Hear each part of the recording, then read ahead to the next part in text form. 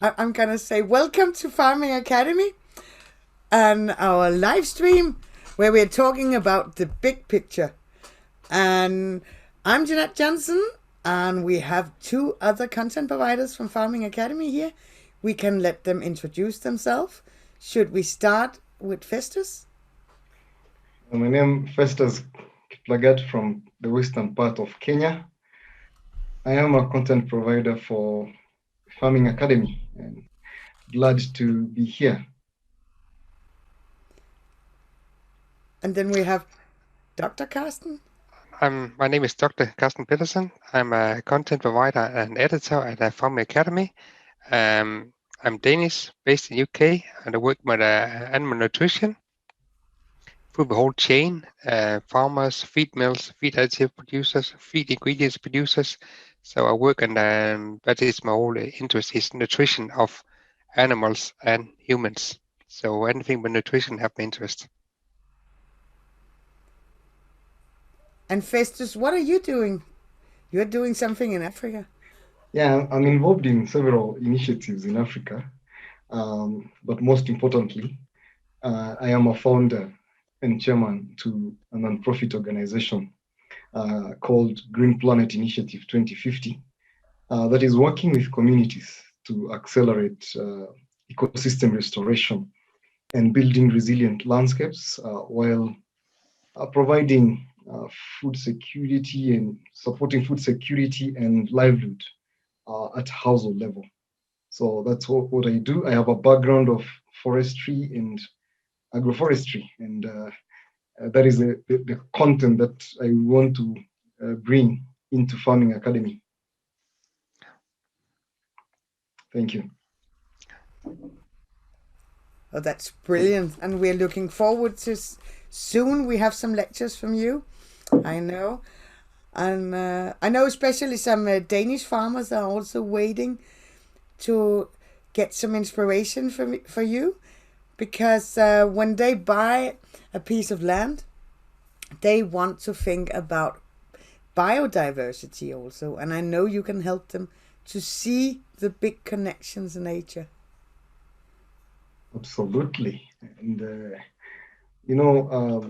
Janet, when conventional farming practice was brought into place and scaled up, it messed up what nature endowed us.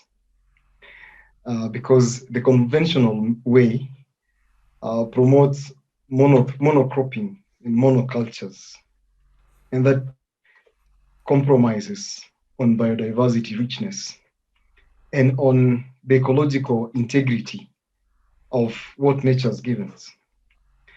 So we need to strike a balance. So we need to transition from conventional methods into more sustainable practices where we have integration that protects the environment, especially healing the soil. Because with conventional ways come the use of heavy chemicals. The agrochemicals that we put into our farming, our food systems, get their way into our dining table. And that is why we have a lot of issues now with our health. Because when we're not sure of what we are getting on our dining table, then our health is at risk. So we want to look at how best we can leverage on the provision that nature gave us so that we can utilize that and have avenues like regenerative agriculture that provides a more healthier food systems to enrich and I'm glad that we have Dr. Peterson here who will be talking about the nutrition. How can we ensure that the nutrition that we are putting on our dining table is safe and healthy? Thank you, Janet. I think it's very, very interesting word to work with, and I think you really have a global appeal, because one thing we said, we don't want this from this country, but we also have to look at our front garden. not only the back garden, I think it's also really important. We look at everybody in the front garden to see what can I do. Like if you want to have a nice green lawn, do you have in this room for other plants in your garden? Does it have to be one specific plant you want in the garden? I mean, I think our garden is not. I think it's like a lot of people. We try to is place to use to play and enjoy and have different plants is actually more bright because some flowers have blooming in certain part of the year, some do the other part. It's very, very nice, has this diversity. I mean, it given happiness for everybody to see that.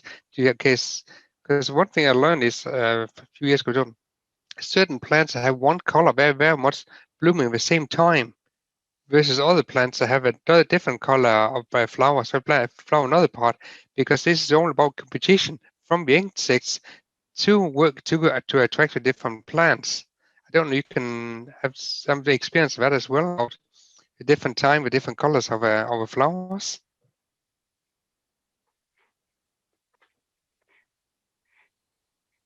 And I can imagine, you mentioned the flowers. I can imagine the bees, because the pollinators, some few days ago, we were celebrating the World Bee Day. So biodiversity comes with the bees and the butterflies. When I was growing up in the rural parts of Kenya, the bees were all over. I mean, they could attach themselves on a tree. I mean, everywhere was safe. But with evolution, when farmers began introducing chemicals and began losing what biodiversity gave us, because the flowers attract the bees, and the bees pollinate our plants, our crops, and we get healthy food because it's nature.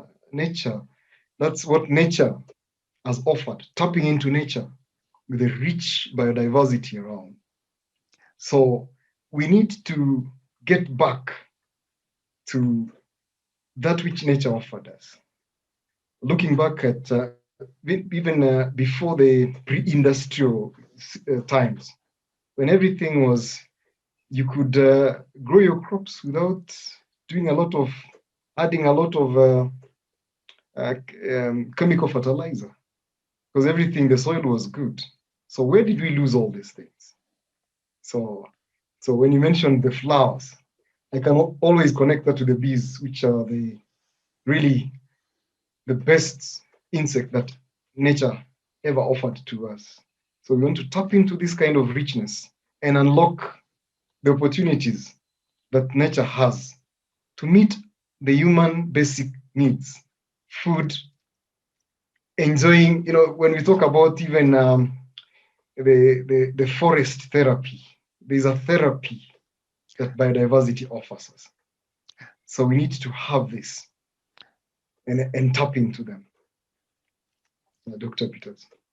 I think also you said about the bees, I mean, there's also a way, I think it's very visible for anybody to see that the bees, okay, it could be frightening to be like a sting you, it's very painful, but also, I mean, it's also a way you can experience yourself. They help and generate food for you, and you're part of it. The whole cycle about look after man is very, very near. It's something happening in your garden. It's not something happening in the supermarket. It's something happening what you can see yourself. You have own experience with it, and there's a lot here in while living here. It's a lot of focus on that about planting different flowers, and you can help the bees, and there's really a lot of focus on that, and that's really it. I think it's a lot more.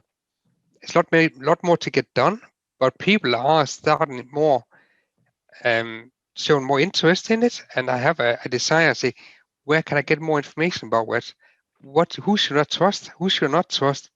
Is people trying to sell me some good story which is not right, or where can I get some unbiased information from? I think it's really there's a lot of people really, it's a big hunger for that, both the young in the schools, but also older people and the professional people really want to understand a lot more about this and understand, but this is far more complicated than I thought actually, and I think it's a really a massive hunger worldwide because people don't necessarily want to. They don't want to do bad things, But often people just don't have the knowledge today, but are hungry for the knowledge to think, okay, what can I do my small part?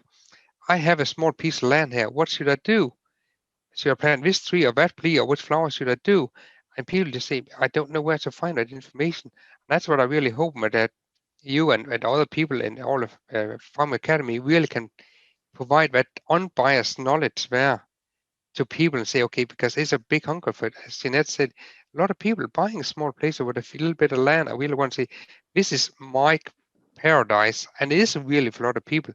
They really want to look after the best possible way, but they're really looking for this information to get that to learn more about it. What should I look for? What are the good things? What are the not so good things? What are the ugly things?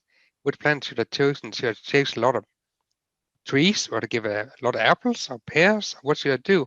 Which type will be that? Should I choose some other things? And I think it's all about biodiversity. It's really about choosing a lot of different things at the same time, and not just one thing. So Yeah, you're very right, because I think Farming Academy has the responsibility to deliver the truth, yeah, and repulse the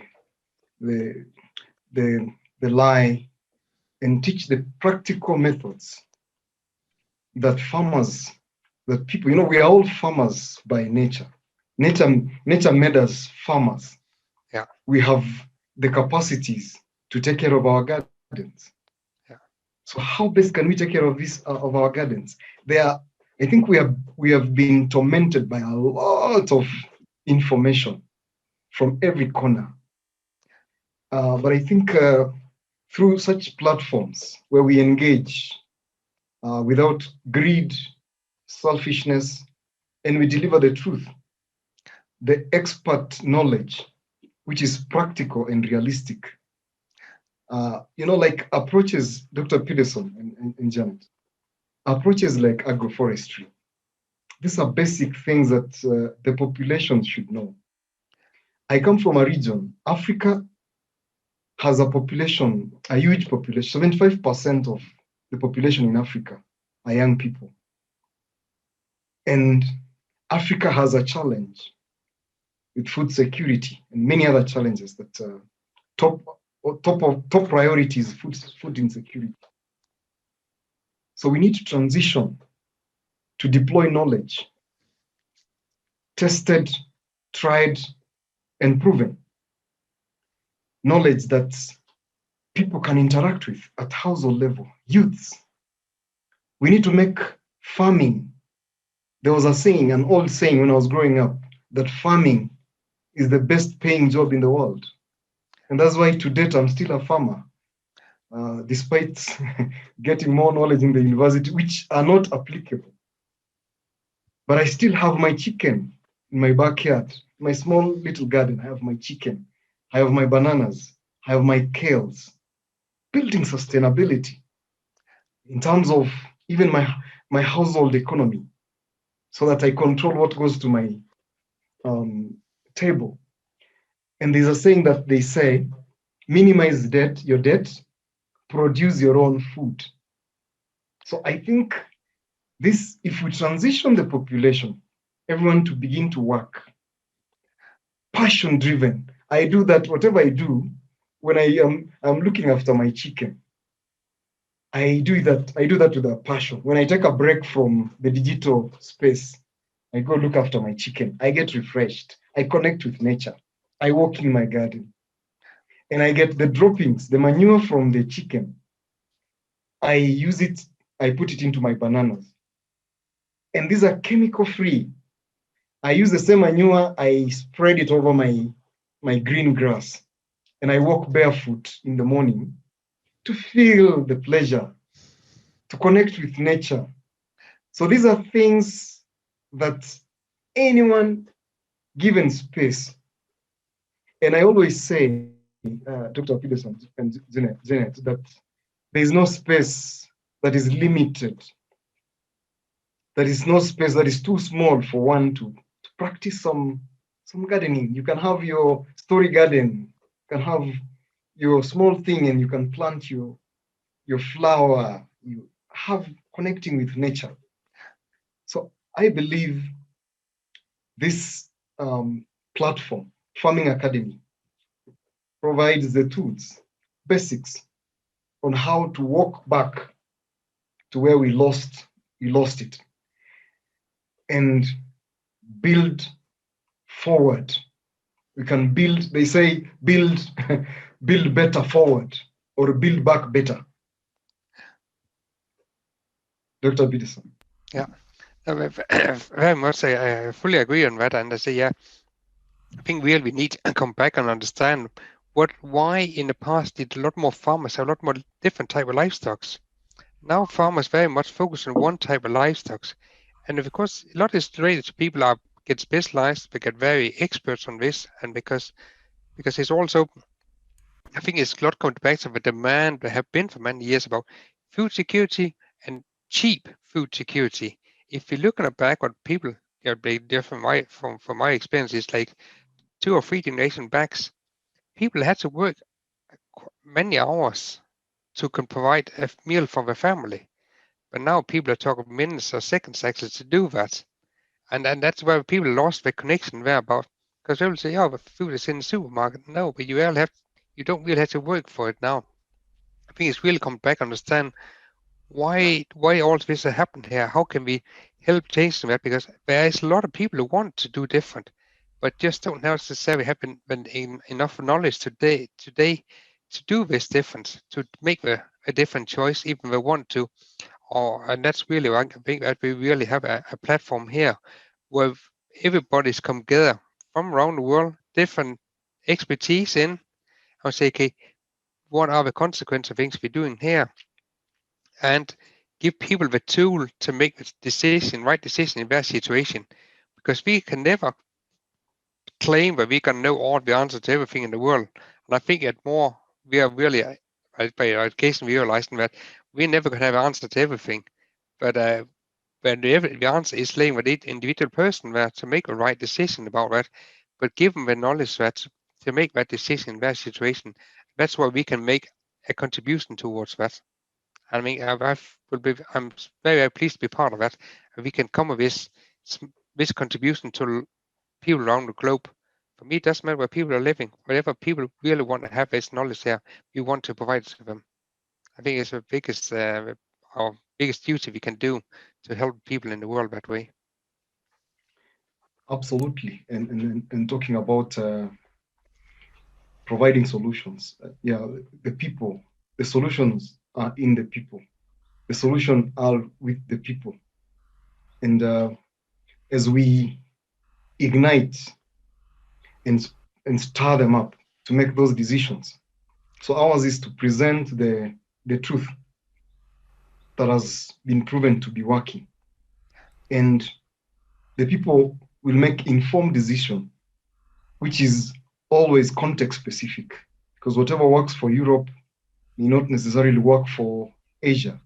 Whatever works for Asia may not work for Africa or Australia, for that matter. So it's time we stimulate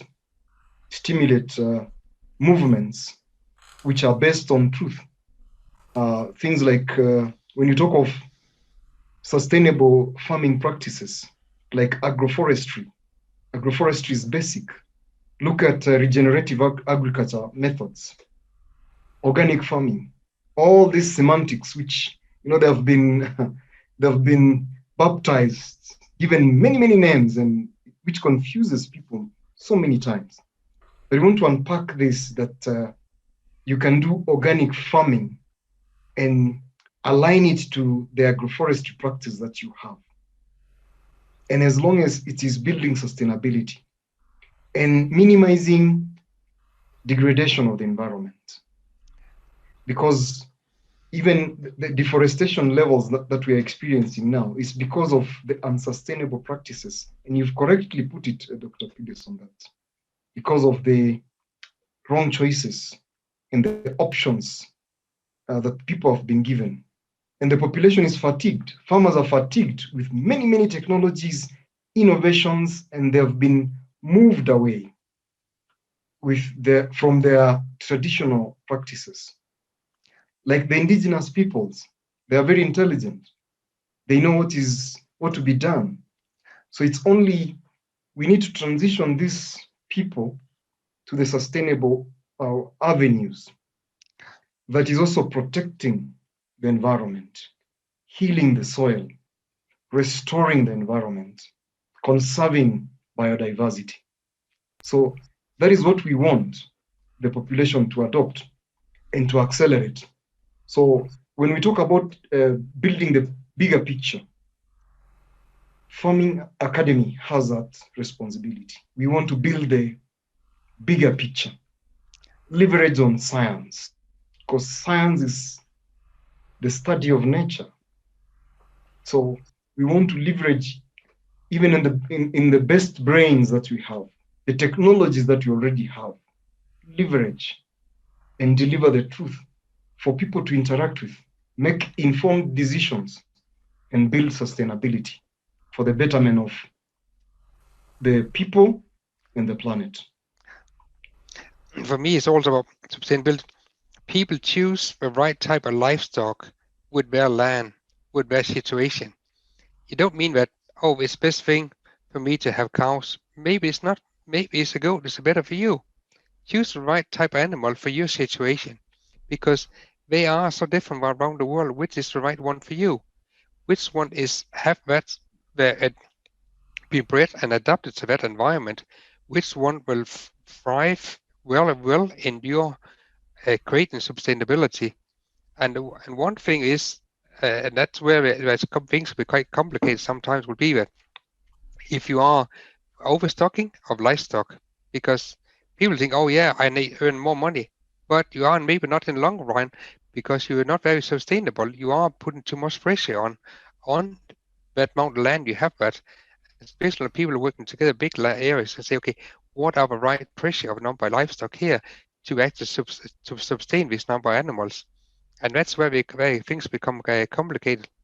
And that's really also about say, identify which animals here, how many should there be, what are the species of plants you have there, which animal does prefer which type of plants there. Is this a good idea to, because sometimes you also need enough animals to keep some vegetables, vegetation down, which may be unwanted because it's become too much monoculture.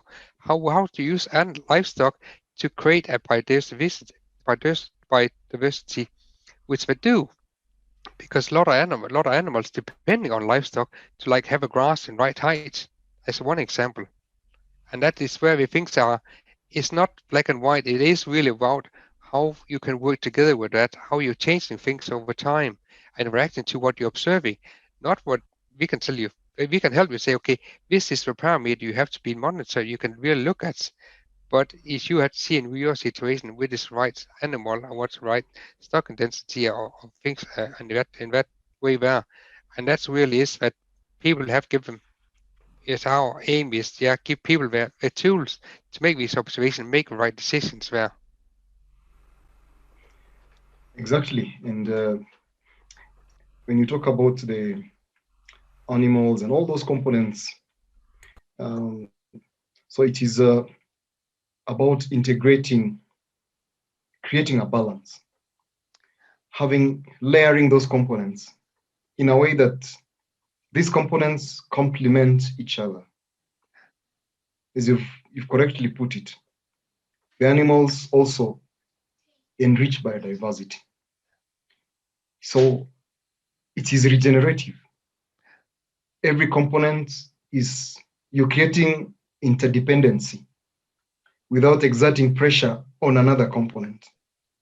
So for example, in a unit of land, where you want to enhance food production, at the same time you need other value chains. You want to develop other value chains. You want milk. You want tree-based products for energy. Like in Africa, more family households depend on firewood for lighting and for their domestic needs. So you're looking at all these components in a very balanced way, in a very regenerative way. Now they call it circular economy in another language. So utilizing all this complementary system such that it creates an interdependency to roll the system that is beneficial and unlocking those benefits for household domestic use and even for income generation for communities, because wealth creation begins at the household level. And we want systems that do not take away from people, but we want systems that enhance wealth creation, that make people better, that enable women to meet their daily chores without the hassle, that makes children find time to study. When you talk about Africa, we need systems that ensures that women are empowered, children are taken care of, so that they begin also they go to school like other children in other places, so that we create equity. We create an equity such that everyone has a fair share. When you talk of gender equality and social inclusion, everyone has a fair share of the cake. Everyone comes to the bargaining table and to have a share, and the share is equal. So that everyone has enough. The children go to school, women get into their economic activities, men as well are empowered, and that will enhance the health of the population. When you're happy, we always say in Africa, laughter is healing to the soul. Yeah. So when we are happy, when we have enough at the household, when the children are happy, when the women are enterprising, getting into entrepreneurship practices that brings money home, when they go to the marketplace to sell their produce, they come back home with food, with sufficient needs for their home, and they have a saving, and they get into their table banking forums to create more wealth. They can borrow money amongst themselves. So that is how growth, equity, and social well-being, when we talk of well-being for everyone, that is how we can attain. And agroforestry, regenerative agriculture has that potential of creating parity. And I know governments are doing a lot of work to provide enabling policy environment for this to thrive. So I look at this as the tool for wealth creation at the grassroots. Because look at the pandemic. The pandemic has really shaken the core of our support systems. So if we don't go back to farming, if we don't have food, we cannot even go to the shop to buy, because now movement was curtailed. You can imagine where there's no food at home. Yeah, so we have the opportunity to provide this package, this kind of tool, and offer it to communities, to farmers, to people, to make decisions, provide solutions, create wealth, and make themselves better. I think there's another thing we also have a responsibility in Farming Academy to let everybody see and get inspired by nature. And it's very important if we take a livestock production as, for example, sheep production. I had to mention the sheep, you know that. It is very important when you have big flocks of sheep grazing in an open environment, then you also have to allow the natural big predators to be present. And how can you do that? You can just look a few generations back and you can see we used to have a solution that worked with livestock guardian dogs. And instead of killing all the big predators in an area where we are farming, we could use the dogs to protect the sheep. And then the big predators, they also have a very huge value for the ecosystem, for the biodiversity. Because if we take out the big predators, do we take them out of the equation? Yeah, maybe it looks like it's working for a few years, but then we'll see the effect of what we have done, and then it's maybe too late. I'm sorry, I have some dogs who are commenting in the back, but maybe you have some comments. They're joining the conversation. Yeah, thank you, Janet. Maybe Dr. Peterson, you want to jump in before I go? No, I think I really look forward to we working together, and we have our individual courses, but we also over time link our courses together, so people really have this to have we can have it like we have a discussion about back and forth. What is the striking the balance? What are most important in one versus another one? How we getting up? Like, let's say, how do you make that balance between you want your livestock, you want to have your with the grazing big areas? How do you do with the predator animals? There are a lot of examples like that. Where I can say, if you lost this big predator, it has to be the hunter who has to do be the big predators. That is actually practiced quite a lot up in Scotland now. Because we say, if you want to have big areas, you want to have trees, you cannot have too many deer. Deer will always eat the top of the trees is coming up, so you're never going to get a lot of trees. So that was where the big predators in the past will keep the number of deer to an acceptable level, a management level now. So that is come out, so we had to use alternative methods. So we can say, okay, yeah, if you have a wolf introduced in these areas here, maybe people think, oh, wolf is very scary. Okay, yes, it is a very scary animal for a lot of people. However, still example about how that balance has changed. So if you want to replicate what was in the past, we want to have landscape that was in the past with higher, greater biodiversity, we have to find a way, a solution to it, which is acceptable for everybody. It's not about it had to be forced onto somebody. I think it's really balanced. People have that education and knowledge to make right decision about how to get it to the balance.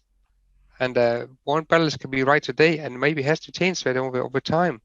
But it's only by communication and education people can have a right balanced discussion about it. What is right balance for you? What is right balance for me?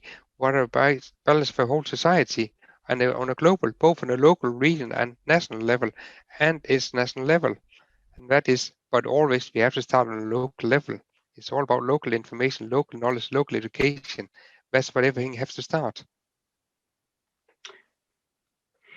Yeah, that's a very important point because without that balance and without also gaining knowledge from our patriarchs, the people that were there before, because we want to learn from the past so that we have solutions. We want to learn from the past, look at our present situation so that we have solutions for tomorrow and the future. And really, we need to have that balance of we ensure that we conserve our soil, conserve water, conserve our forests, conserve our ecosystems, because we need all these systems to be working. When one system is imbalanced, it causes imbalances across these other systems. I was looking at, I was watching a story of how in Thailand, where they have large areas they grow rice, and they sometimes they release ducks, they keep a lot of ducks, and they release the ducks into the field Yeah. to naturally and pick the pests without using, so you're avoiding chemicals and you're tapping in nature, and the ducks will not destroy the rice, but they pick all the pests. Yeah. And leave your farm produce intact. Yeah. So those kind of examples, and these are age-old practices, Yeah. the traditional knowledge. Yeah. When we advanced the so-called new technologies and the new things, the new approaches, techniques, that we began, we failed to have the balance. We left out the traditional practices, the indigenous knowledge that is so beneficial in creating the balance that we are working towards it. And that's why we need education to make informed decisions based on science. And that's Absolutely. the purpose of Farming Academy, to give everybody a fair chance to get high quality information and education that can be used not only as a farmer, also as a consumer and as a human being relating to nature. And I think on that note, I'll say thank you to both gentlemen for spending time with us here live on Farming Academy. Thank you, Festus. Thank you, Dr. Carsten Petersen. You're welcome. Thank you so much. Welcome. Yeah. Bye-bye. My pleasure. Bye. Bye-bye. Bye. Blessings. Bye.